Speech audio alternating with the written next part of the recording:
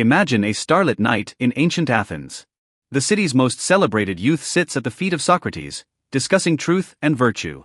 Yet, only a few years later, this darling of the city would become the most wanted man in all of Greece. His name was Alcibiades. Tonight, by the flickering hearth, let us journey through the story of his true life, one we need not struggle to remember, but simply feel. He was the ward of Pericles and the vengeful spirit who brought shame to the Spartan royalty. He leaped between the three most hostile powers of his time, Athens, Sparta, and Persia, yet he never truly belonged to any of them.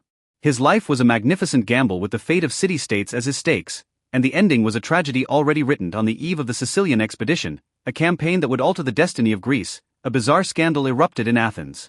In a single night, the faces of the Hermae statues across the city were mysteriously mutilated. The enraged populace pointed their fingers at the most rebellious of aristocrats, Alcibiades. At that moment, he stood upon the commander's deck, high-spirited and ready to conquer distant lands. He chose not to stay and defend himself but sailed away carrying a heavy burden of suspicion. You see, Alcibiades never believed in moderation. He loved walking the edge of the abyss and challenging taboos under the public gaze.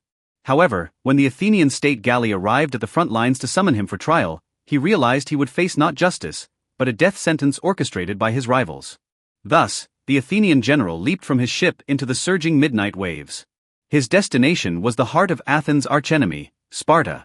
This rupture marked his official transition from the city's favorite son to an outlier of the age. When Alcibiades set foot on Spartan soil, he did something that left everyone in awe. This aristocrat, who had spent money like water in Athens and was obsessively fastidious about his food and fashion, instantly transformed into the most austere of Spartans.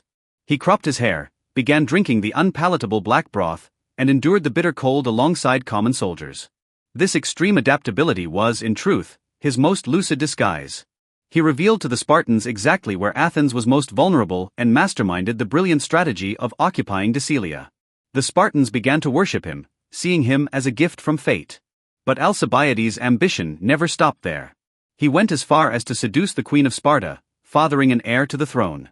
He played with fire at the very center of power, as if only the thrill of hanging by a thread could fill the void in his heart. When the king of Sparta realized the betrayal and ordered his execution, Alcibiades vanished once more into the moonlight.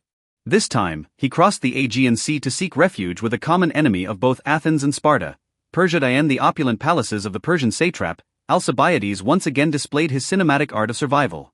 He taught the Persians how to let the Greeks tear each other apart, ensuring they bled themselves dry in perpetual war. This cold technique of balance made him an indispensable advisor to the satrap. Yet, behind the magnificent silks and spices, his heart always yearned for the Athens that had exiled him. He began sending signals through various channels, only he could save Athens from the brink of ruin. Athens, desperate and exhausted by war, chose to forget their hatred when faced with his olive branch. When he returned to the harbor of Piraeus on a warship draped in spoils, the entire city erupted. People cheered his name as if he had never betrayed them, as if he had always been the stainless hero. Alcibiades ascended toward the Acropolis amidst the throngs, but he knew in his heart that the more passionate the cheers were now, the colder the future spurning would be. He was making one last stand against the monster known as public opinion. The final collapse often stems from a minor accident. During a secondary naval skirmish while Alcibiades was away from the fleet, his subordinates suffered a defeat. This small event became the straw that broke the camel's back. The long-suppressed suspicions of the Athenian people flared up once more. They stripped him of his command and pushed him back into the abyss of exile. This time, Alcibiades went neither to Sparta nor to the heart of Persia, but hid in a fortress in Thrace. From a high watchtower, he watched helplessly as the Athenian navy was annihilated at the Battle of Aegospotami. He had ridden out to warn the arrogant generals, only to be met with a cold go away. When the long walls of Athens were torn down and that glorious civilization fell into darkness, Alcibiades knew his era was over. He watched it all in solitude from the mountains of Thrace, the most lucid moment of his life. He realized that after a lifetime of playing the game of balance, he had finally played himself into a homeless, solitary shadow. The end of Alcibiades was filled with a certain haunting beauty of fate. He fled to a small village deep in Persia with his last few followers. Spartan assassins and Persian pursuers surrounded his cottage in the dead of night. Afraid to enter and face the man once known as the first warrior of Greece, they set the house on fire. Alcibiades charged out from the flames, his cloak wrapped around his left arm as a shield and a sharp sword gripped in his right. Even in the final light of his life, his posture remained magnificent and unyielding. He fell under a rain of arrows, and the genius whom all of Greece loved and hated finally found peace in the dust of a foreign land. His mistress, Timandra, gave him the most dignified funeral she could. In distant Athens, the people only then began to realize that they had destroyed the only man who might have saved them. The life of Alcibiades was like a circle of constant self-negation. He held the best hand of cards in the world, yet at every turning point, he chose the most radical play. Socrates had once tried to anchor his soul with virtue, but Alcibiades' desires were vaster than the ocean.